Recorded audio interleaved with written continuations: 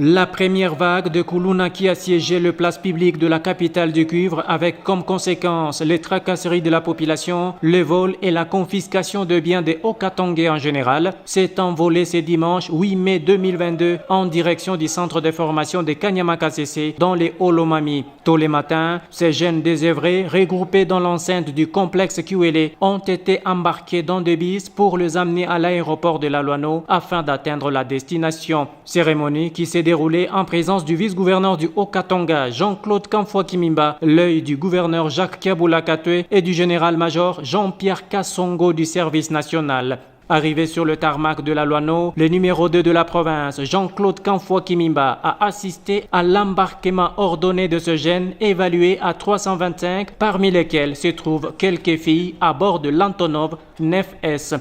Pas d'inquiétude pour l'autorité provinciale qui se réjouit des avancées significatives que la province du Haut-Katanga enregistre dans la résolution des problèmes des sociétés en trouvant une occupation pour le jeune désœuvré après avoir subi la formation dans divers domaines.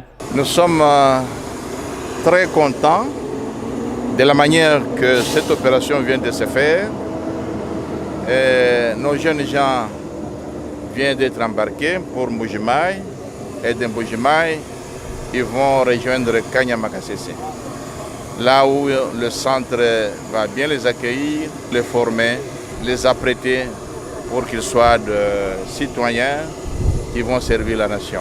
Pour le général-major Kassongo, tout est mis en marche concernant l'encadrement de ces derniers. Je ne peux que rassurer qu'ils sont dans des bonnes mains. Ils ne vont pas en prison, mais ils vont dans un centre d'encadrement et de formation, qui est le service national.